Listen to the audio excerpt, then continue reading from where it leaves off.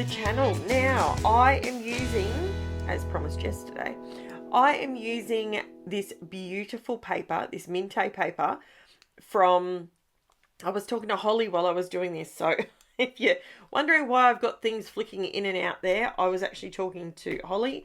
Howdy, Holly, how you going? I wanted to use this paper. Now, when I went to one of my bricks and mortar stores that is close to me a few weeks ago, I picked this piece of paper up and I absolutely thought it was gorgeous. But obviously it's designed for a baby layout, right? But I want to show you how you can use papers like this that are baby orientated, and you can actually take it to a place where it doesn't have to be baby orientated. So it takes a little bit of fussy cutting, and I have sped this up so that you don't actually have to sit and watch me do the whole thing.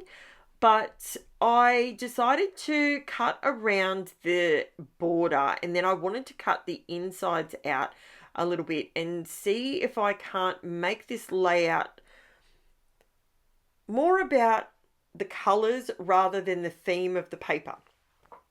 Now, I am fussy cutting this with my Tim Holtz mini snips. These things are amazing. If you are looking for something to get for yourself for Christmas, if you don't have these, get them. Try them. You will love them. They do have a slight perforation to them, so they actually help you glide through the cardstock a little bit easier. These are the giant version. I needed to cut the giant with my giant scissors for a bit because it was just too much paper around the outside edge. Gives you a bent image. So when you cut it, it sort of bends the cardstock and it's a bit frustrating. It doesn't give you a good, nice, even cut. So I gotta be honest, I absolutely adored these papers. I did buy 2 of them because what I was going to do originally and what I ended up doing in true typical style of myself, I went on a tangent. I went on a squirrel situation, and I was thinking that I just wanted to cut the bottom off. But then I thought I'll pull out some of my inks. Now, these 3 inks matched up beautifully. You saw me use my tags there. Those tags are super, super helpful. They're my swatches when it comes to needing to check, because the color on the top of the ink pad is not always 100% accurate to what the ink looks like once it's used. So that's why I swatched mine out. If you're looking for the colors swatched out, they are pinned on my... Are they pinned? Are they still pinned? I'm not sure. But they're on my Facebook group, I can tell you that. And they are super duper helpful. Now, I am having trouble with my glue. Would you like to know why? Oh, that's right, because I left the pin out of it for ages and got the air conditioning on, so the air conditioning is cooling it down, and I set it in my tube. Ugh! You think I would learn? I've been using art glitter glue now for probably 4 years, and you'd think I'd know by now not to do that, but I do it all the time. Now, I ran around with some glue, then I went to my sewing machine and I did a zigzag stitch all the way around this wooden piece. That is a Craft Consortium piece of wood cardstock from the Wood Textures 12 by 12 paper pad, and I love that paper pad. They're the type of woods that I like. They're awesome. I love them. Now, I decided that I needed to pop little bunny's ears up so I could tuck my photos in behind it. And I did go around and I did cut out the inside pieces. You can see the little triangles cut out next to the photos. This piece of... It's like a giant piece of ephemera. That's what it looks like to me. That's what it's screaming in my head. Once it's cut out, that it's like one giant piece of ephemera. It totally works. So I pulled out the corresponding cardstock so that I could mount my photos and that they would match with the back. Now, I didn't account for the fact that it would blend into the back, but that's fine. It looks fine. Now, I absolutely love, as you can tell, these are not baby photos, but they are of my youngest child. So a little bit of a play, a little bit of a play on words there. So she's my baby girl. Now I did go around the edges of this piece, trying to see if I could create a little bit of an obvious border. But I didn't want to go automatically straight to my brown, which is where I would normally go. So there was a few things that were bothering me with this paper. If you have a look on the right hand side of the frame, it has a darker border to the left hand side of the frame. So that I wanted to try and color correct if I could, and only because it was bothering me. I know it's so silly, isn't it? So I grabbed a post-it, and then I don't know if you know about this, but if you use a straight line and then you tear it into smaller increments, you can create a curved line. So that's what I put along the edge just to be able to use. I used pumice stone on this, and it's a distress oxide, and I lifted it up just to see if it was working for me, and it was. I went in with a very, very light hand. So see how now it's slightly darker on that side? I just think that worked a little bit better. And I just went around with the pumice stone and just went inside those cutout pieces that I'd cut out. It just helped it blend ever so slightly more.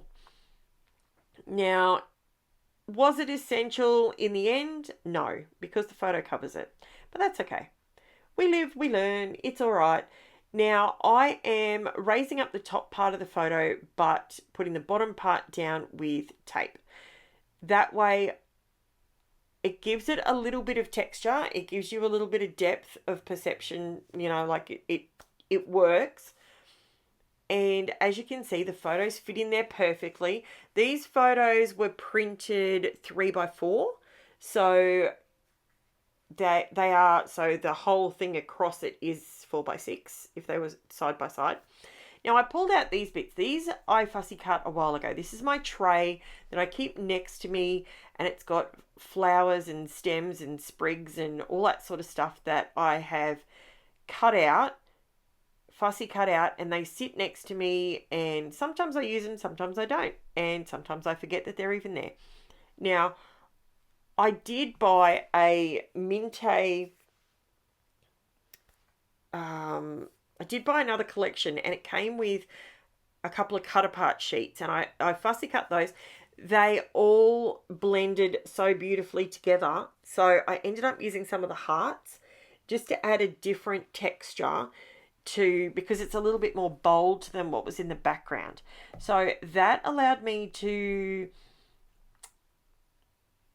increase the age of the paper in the background. Does that make sense? That doesn't make sense. So instead of it being targeted directly at a newborn baby or a 1-year-old, the hearts kind of helped pull in the color in the top of the photo, and it also allowed me to sort of go, well, they're like little pillows. They're sort of, they're not baby rattles. They're not anything like that.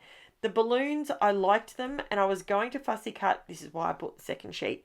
I was going to fussy cut the second sheet where the balloons were so I could increase the quantity of balloons around this. But I thought, when I got to this point, I thought, you know what? I think that'd be too much. So I stopped. This is definitely a layout that less is more. And I find this if I'm using Mintay Papers, P13 papers. What else? There's another company that I use that I can't remember what it was. There's another paper that I use as well. They're like this. They are regal. They are beautiful. They are stunning papers. And I find less is more. So instead of going to town with mixed media and all that sort of stuff, this is where I revert back to old school scrapping, little bit of ink to help things sort of have an edge on them, but keeping it simple. And I think that makes the layout just beautiful. I love it. It works perfectly. So on this layout, I will have everything listed below. Oh, my voice is starting to go on me. I'll have everything listed in the description below, and that I've used. And not that there's a lot, actually, believe it or not. There's just the Mintay Papers. It's the little one collection. And these stickers that I'm using are the Creative Memories ivory stickers in the mini ABCs, and I love them. Now, I do come in with some bling. That is the one part of me that I could have left it like this, but it's just not me not to put some sort of bling on a page, whether I do it in mica powders, whether I do it in mica paint, whether I use flat back pearls, liquid pearls, crystals. I like to add that to my layouts, and it's the same as having a border. This particular layout, by putting the wood down, it created that border on top of the added border of the sewing machine stitching. That totally works as well. And yeah, so I hope you love this layout as much as what I do. And I know it was sped up, but I prefer to do that so you can get to the end and see the end result and see how simplicity sometimes is just as beautiful as going over the top with 15 techniques. So yeah, so let me know. Let me know what you think. I also am about to do my shameless plug for my channel, because I have no idea how else to promote my channel other than doing a shameless plug on my own channel. Occasionally I jump through jump onto some different Facebook groups that I'm a part of, and I share my layouts on there, and I know some of you see them on there, and I really appreciate you commenting on them. It's fantastic. Thank you so much for that. I don't know of any other way to promote my channel other than literally paying Google to do ads for me. And I don't know. I don't know. So if you can do all the the YouTube, like, subscribe, share, leave me a comment, all that sort of fun stuff, and that really does help my channel out. I also have a link in the description below for Buy Me a Coffee, and what that actually is a way that you can donate, I guess, to my channel to help me buy new supplies. And yeah, so as you can imagine, doing 6 layouts a week takes a lot of supplies, and yeah, that's about it. So there you go. That's all I can say, really. My voice is disappearing on me. I'm so sorry, guys. My voice is struggling today. I don't know why, but I haven't been feeling 100% the last couple of days. So hopefully this is, by the time this video goes up, I'm like 2 weeks in advance. So I will be 100% by the time you see this. But tell you what, I'm not feeling real crash hot today. So I may just do my voiceovers, and that's about it today, I think. So yeah, I just did go around with my white Uniball Signo broad pigment pen and just added some white dots just to help divide between the wood and the actual cutout, and I think it looks really pretty. Let me know what you think, and here are the close-ups for you guys. Let me know what you think. I absolutely think it is super duper cute, and I love this sort of thing. And now my children are a lot older, I don't really have the photos to scrap like this. I am still scrapping some of their younger years, but see how the bling and the pearls just go together really nicely. Yeah, that's my thing. I love it. So thank you so much for watching. Thank you for sticking with me, and I hope everyone is having a wonderful December. And this goes up in December 2023. So hopefully you guys enjoy this, and I will be back to chat to you tomorrow. Bye for now, guys.